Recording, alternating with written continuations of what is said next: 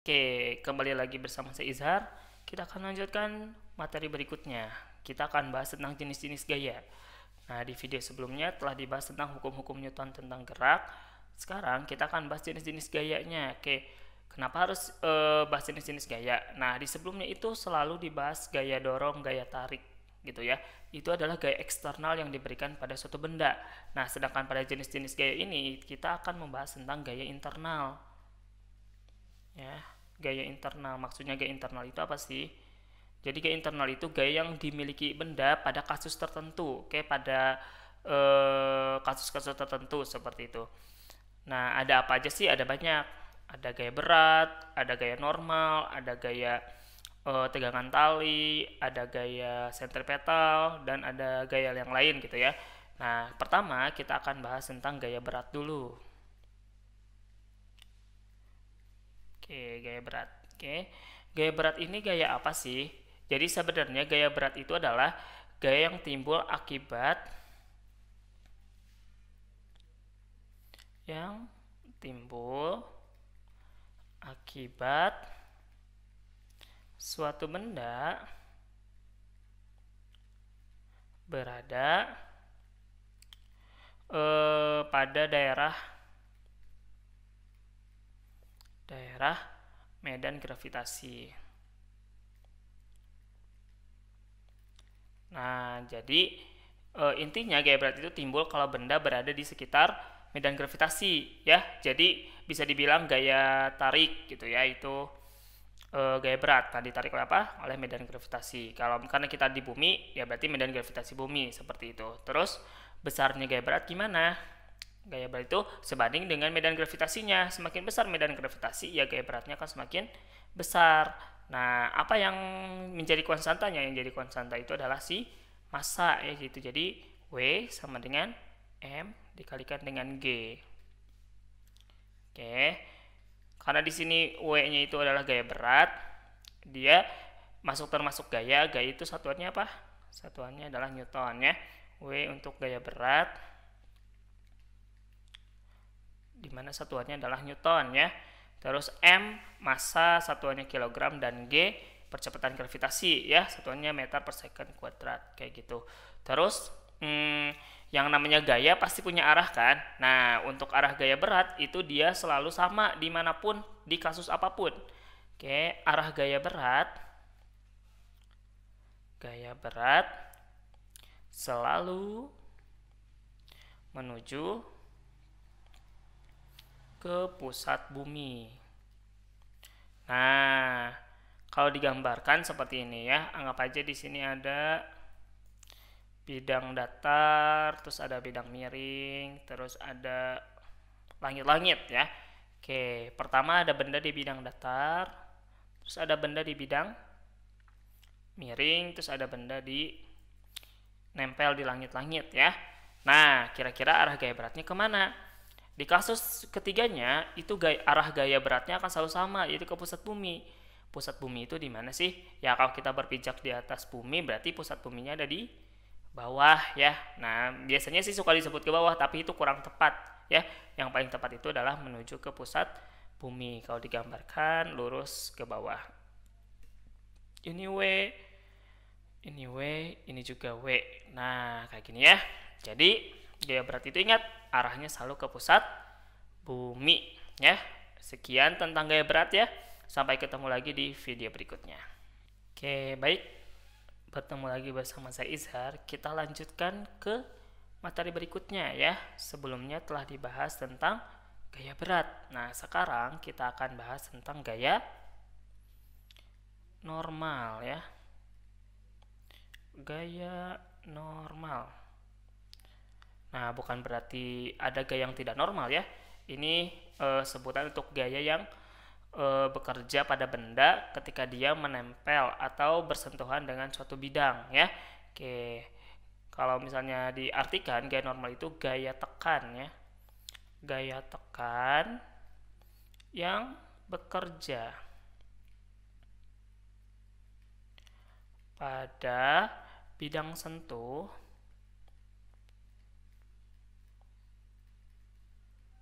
antara dua permukaan.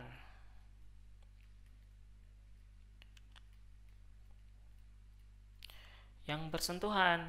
Nah, untuk gaya normal sendiri itu tidak ada rumusnya sendiri ya. Jadi gaya normal itu dia bisa dicari melalui resultan gaya ya, resultan gaya yang bekerja.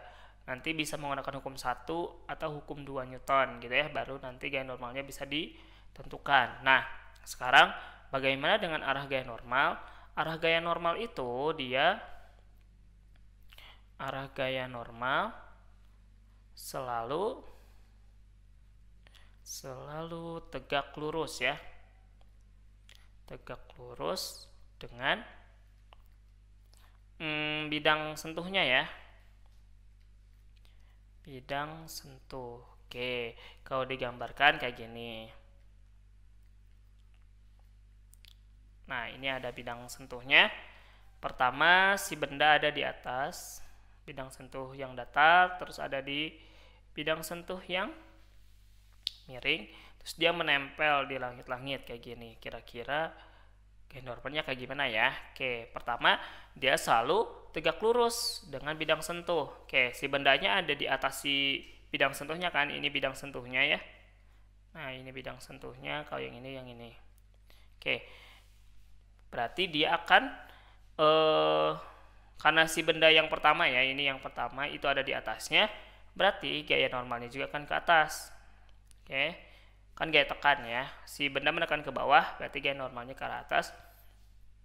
Nah, harus tegak lurus. Kalau tegak lurus harus membentuk sudut siku-siku dengan siapa? Dengan bidangnya ya, berarti nanti arahnya kemana? Ke sini.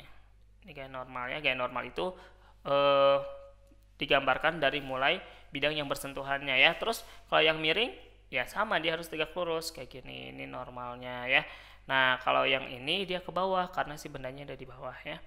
Ini normal kayak gitu. Nah, jadi arah gaya normal itu selalu tegak lurus terhadap bidang sentuhnya ya. Tapi kalau misalnya ingat, kalau si bendanya ada di atas bidang sentuh, ya arahnya ke atas. Kalau dia ada di bawah bidang sentuh, ya dia ke bawah kayak gitu. Oke. Ini tentang gaya normal. Nanti persamaannya itu bisa ditentukan dari menggunakan persamaan hukum-hukum Newton ya, harus diingat. Jadi dia nggak ada rumusnya sendiri. Ya, sekian tentang gaya normal. Sampai ketemu lagi di video berikutnya. Oke, halo adik-adik. Bertemu lagi bersama saya Izhar. Kita akan lanjutkan ke pembahasan berikutnya, yaitu masih di jenis-jenis gaya. Untuk gaya yang ketiga ya, di sini ada gaya gesek ya. Nah, apa sih gaya gesek? Gaya gesek itu adalah gaya yang bekerja pada benda yang terletak pada bidang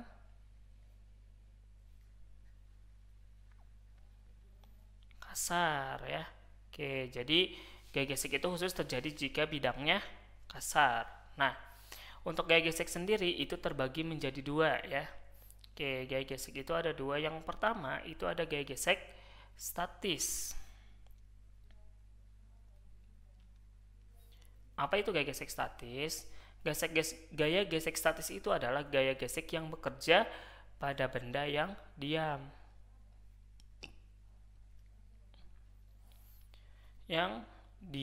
Jadi ketika kita ngasih gaya ternyata bendanya masih diam, berarti di situ gaya gesek yang bekerja adalah gaya gesek statis. Nah, untuk mencari gaya gesek statis bisa menggunakan persamaan Fs ya. Itu kurang dari sama dengan mu s dikali normal gitu ya. Karena gaya gesek statis itu nilainya berbeda, bisa sampai maksimum gitu ya, maksimum sampai tempat benda akan bergerak, baru benda bergerak nanti berubah jadi gaya gesek kinetis. Nah, nilainya itu naik dari 0 dulu ya, dan itu sama dengan gaya yang diberikannya. Oke, itu gaya gesek statis. Nanti saya buatkan grafik hubungan gaya gesek statis sama kinetis seperti apa ya, kenapa di sini tandanya kurang dari sama dengan. Oke, yang kedua itu ada gaya gesek apa? Gaya gesek kinetis. Gesek kinetis. Nah, kalau gaya gesek kinetis itu bekerja pada benda yang sudah bergerak. Pada benda yang bergerak. Nah, bergerak ya, bukan bekerja.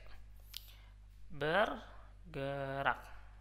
Oke, untuk mencari gaya gesek kinetis itu tinggal Fk sama dengan mu K dikali N. Nah, di sini ada N ya, N itu adalah gaya normal. Jadi nanti kita harus nyari dulu gaya normalnya seberapa. Mu K koefisien geseknya itu berapa, nanti akan dapat gaya gesek yang bekerjanya berapa, kayak gitu ya. Nah, terus arah gaya gesek gimana ya? Arah gaya gesek itu selalu berlawanan arah dengan arah gerak benda ya. Arah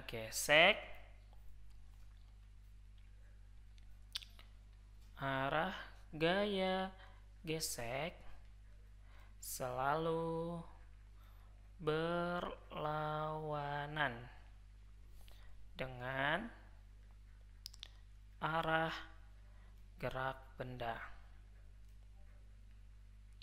Nah, jadi kalau digambarkan kayak gini, anggap aja ini ada si benda ya, dia bergerak nih ke arah kanan, maka gaya geseknya itu bakal bekerja pada arah kiri ya. Ini gaya geseknya. Terus kalau misalnya si bendanya lagi diam, kan kita nggak tahu dia akan bergerak kemana, kan gaya gesek statis diam tuh, kita nggak tahu arah geraknya kemana. Terus nentuin arahnya gimana, sedangkan nggak tahu arah geraknya kemana. Nah, untuk gaya gesek statis, arah geraknya itu dilihat ke kecenderungan si benda akan bergerak ke arah mana. Oke, jadi misal nih si benda nih ya diam, terus kita kasih gaya misal aja ke arah sini F gitu ya, tapi si bendanya ternyata masih diam.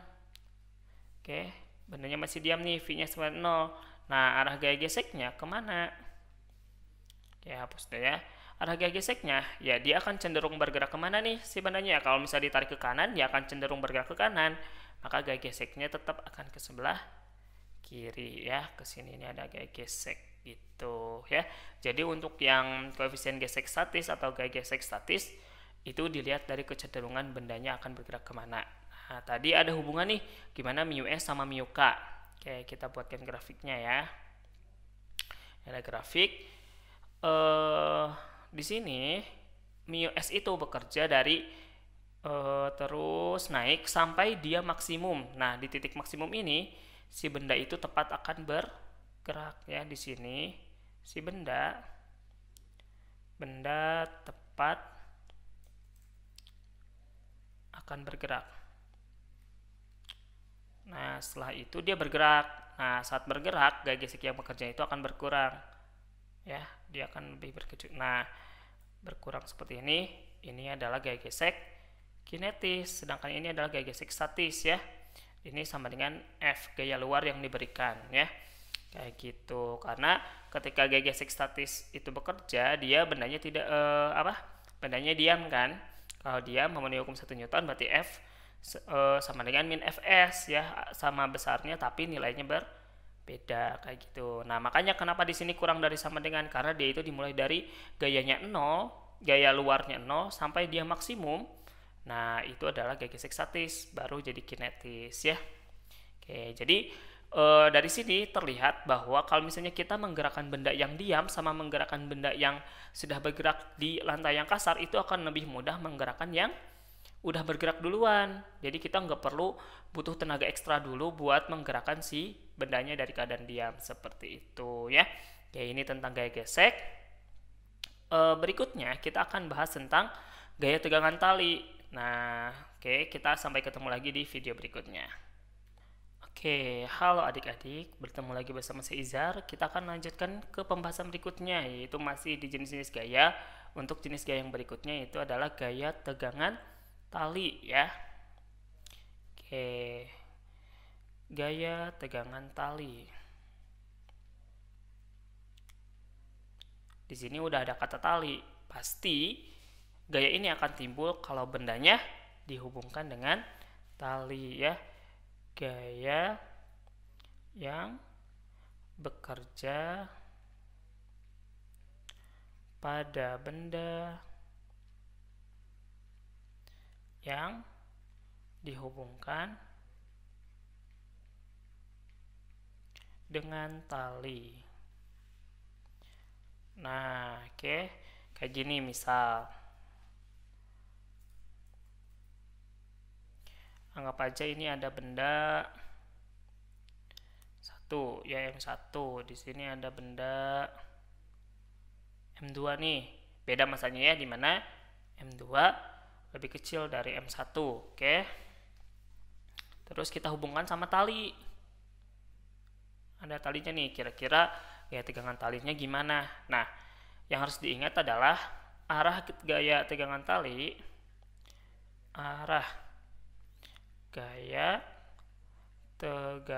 tali,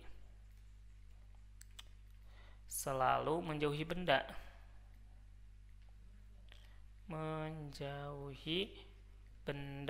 Oke. Kenapa bisa menjauhi benda? Sekarang gini, misalnya M1 nih. Benda M1 ini kan, kita pasang tali di sebelah kanannya. Biar talinya menegang, kita harus tarik kemana?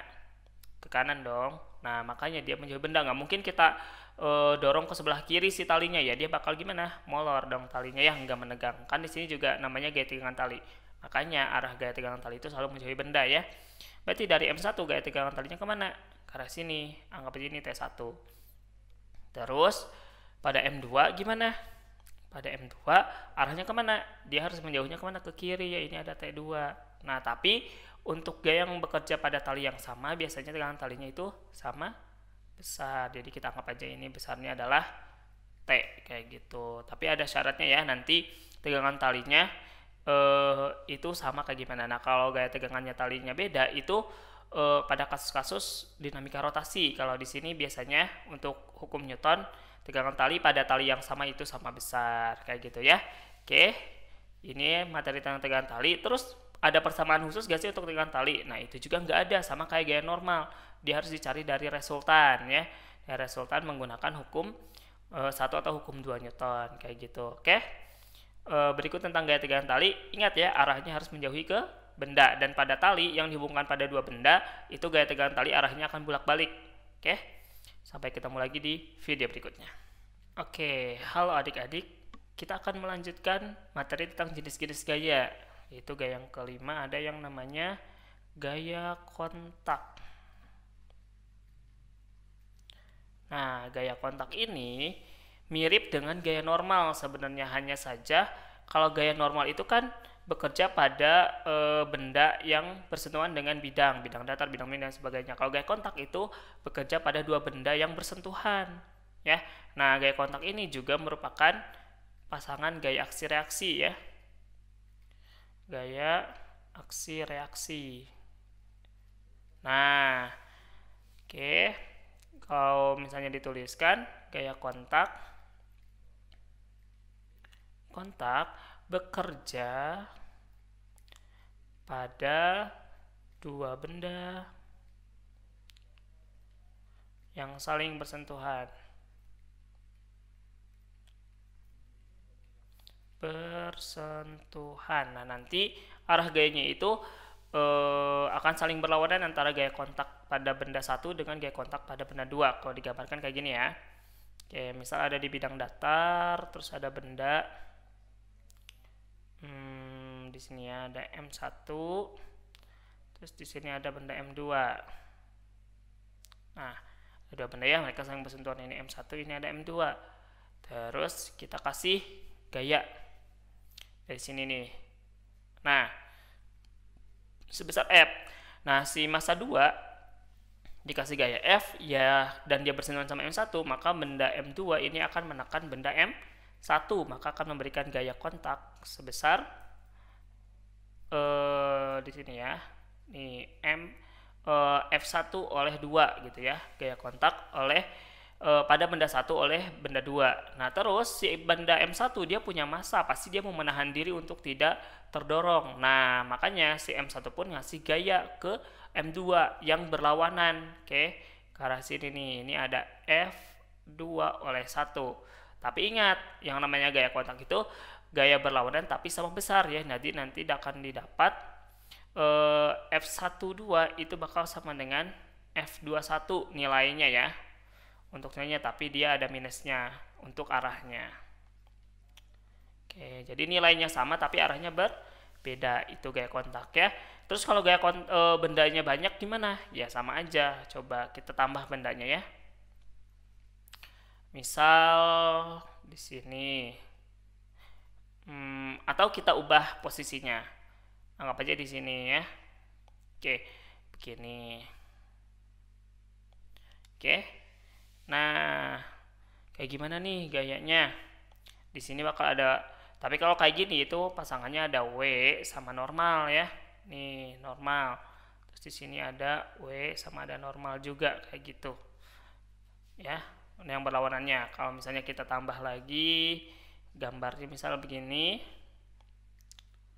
Begini nih ada banyak ya. Oke. Apa aja ini ada benda M1, ini ada M2, ini ada M3. Gimana gaya kontaknya? Kita kasih gaya F dulu misal ke sini. Berarti M1 menekan ke M2. Dia akan ada gaya kontak ke sini ya. Ini ada F2 oleh 1, tapi si benda 1 menahan, benda 2 menahan benda 1, berarti F1 oleh 2. Terus di benda 3 juga sama ya. Di benda 3 juga ada gaya kontak. Ke sini ada F3 oleh 2. Nah, tapi si 3 menahan diri dari tekanan gaya 2. Berarti ke sini lah ya, di atas gak apa-apa. Ini ada F2 oleh 3. Nah, kayak gitu. Jadi pokoknya pasangan akan menjadi pasangan, nilainya sama besar tapi berlawanan arah. Itu yang disebut gaya kontak ya. Tapi syaratnya apa? Syaratnya benda harus saling bersentuhan atau berkontak gitu ya. Oke, sampai ketemu lagi di video berikutnya. Oke, halo adik-adik, bertemu lagi bersama saya Izar. Kita akan masuk ke jenis gaya yang terakhir di bab ini ya. Oke, yang dibahas di bab ini itu yang terakhir adalah gaya sentripetal. Oke, gaya ini sebenarnya udah dibahas nih di bab sebelumnya, yaitu di gerak melingkar ya. Oke, tapi di gerak melingkar itu ada yang namanya percepatan sentripetal. Nah, ini berhubungan erat sama gaya sentripetal. Oke, gaya sentripetal itu gaya yang bekerja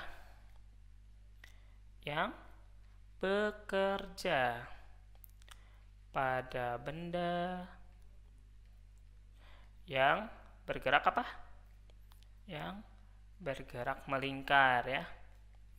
Oke. Jadi intinya kalau benda bergerak melingkar pasti ada gaya sentripetal ya.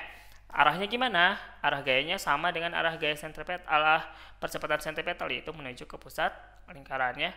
Arah gaya sentripetal selalu menuju pusat lingkaran. Pusat lingkaran. Nah, kalau digambarkan, anggap aja ini ada benda yang bergerak melingkar dengan lintasan seperti ini ya. Oke. Nah, terus dia punya jari-jari R misal si bendanya. Nah, ini bendanya di sini. Diikat sama tali ya, talinya R. Terus arah gayanya gimana? Arah gayanya kan selalu ke pusat. Nah, arah gaya sentripetal itu selalu ke sini nih, ke pusat lingkarannya FSP. Kalau si bendanya lagi di sini, ya dia akan ke pusat juga, ke sini FSP. Jadi gaya sentripetal itu gaya sentripetal itu tidak tetap ya, karena arahnya beda-beda. Kalau lagi di sebelah sini dia akan ke kiri, kalau lagi di atas ke bawah, kalau lagi di kanan dia akan kalau lagi dia di kiri dia akan ke kanan, kalau lagi di bawah dia arah gaya sentripetalnya ke atas, akan selalu menuju pusat lingkaran, tapi arahnya beda terus gitu ya, berubah terus. Nah, terus nilainya kayak gimana? Gaya sentripetal itu didapat dari massa dikali percepatan sentripetal. Nah, percepatan sentripetal itu kan persamaannya apa? Oke, ASP itu sama dengan V kuadrat per R, atau bisa juga omega kuadrat dikali R ya. Jadi gaya sentripetal dapat dituliskan M V kuadrat per R atau M omega kuadrat dikali R ya.